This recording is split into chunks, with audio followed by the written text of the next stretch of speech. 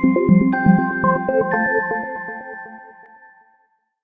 guys, it's Ameriie. I am here with my Friday reads and I'm coming to you from Australia. I'm actually in Alice Springs right now. I just left Melbourne not too long ago and we are here in Alice Springs. I will be traveling to 3 cities this weekend, so there are lots of opportunities to read on the plane. I'm reading something that I really love right now, so hopefully I can finish this today and then have 2 books maybe read over the weekend. I don't know if that's really possible, but maybe if I just read through the whole plane ride, that'll be awesome. This Savage Song by V.E. Schwab, I'm really loving this. Essentially, this book is about a world, it's like a post-apocalyptic United States. I don't even know if it's post-apocalyptic. Yeah, it is post-apocalyptic actually. Basically what happened is a few years ago, for some reason, unconnected actually to the apocalypse, or at least so it seems, crimes, murder, all this negative energy manifests into certain monsters. Kind of like It, Stephen King's It, where Pennywise was like all the negative energy. He was created due to all the negative energy in Derry. I think that was the name of the town, Derry. Whenever someone's killed in V City, Verity,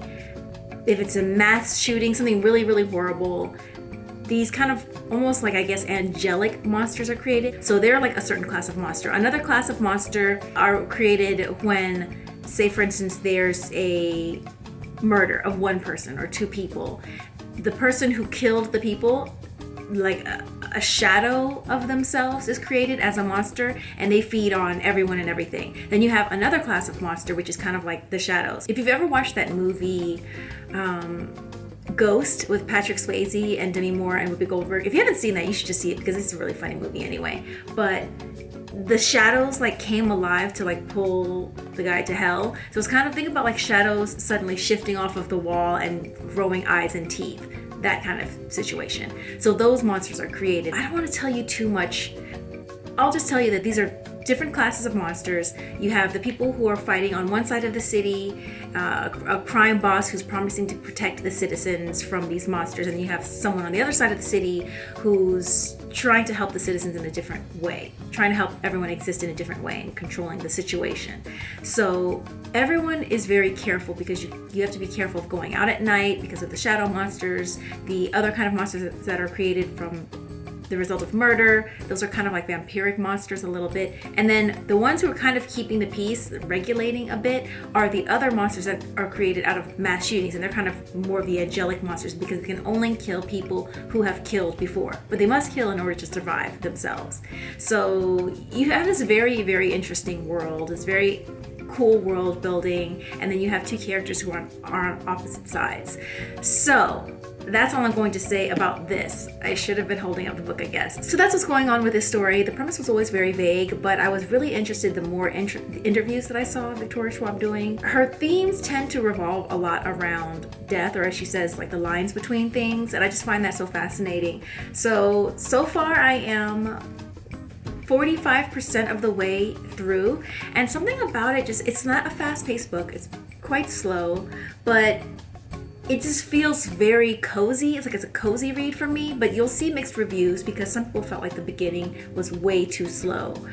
For me, something about the characters and something about it was holding my attention.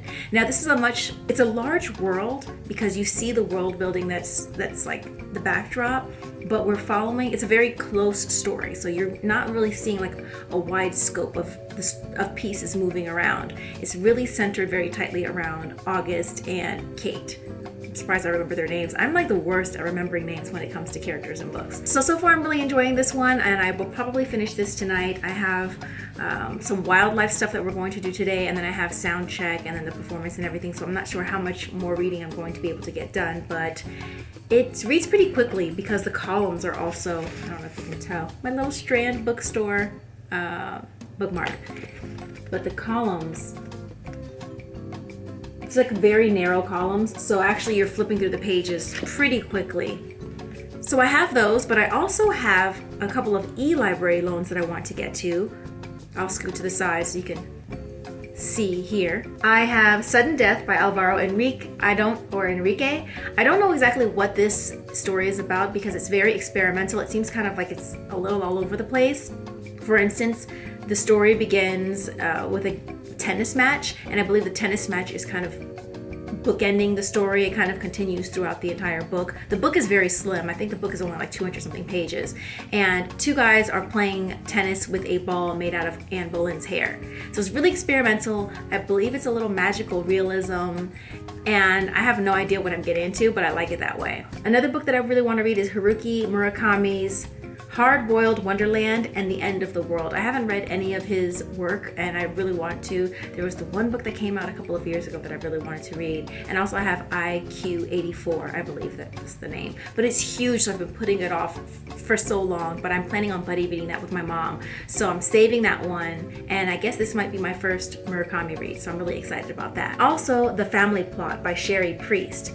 I haven't read Cherie Priest's other work. I believe she had like a steampunk novel called Bone Crusher or something like that. This book is pretty much like a gothic tale. It's about an estate that people have to take over. I think they either fall into it through an inheritance or somehow they come upon owning this estate, and the estate is haunted and does not want them there. So I have 3 reads, right? 3 reads on top of the one that I'm reading right now. I recently finished We Have Always Lived in the Castle by Shirley Jackson, as well as Leigh Bardugo's Cricket Kingdom. Both are really great reads. I love Cricket Kingdom so much. And Shirley Jackson, the We Have Always Lived in the Castle, it was different from what I expected. I will say that. I'll get more into it in my wrap up.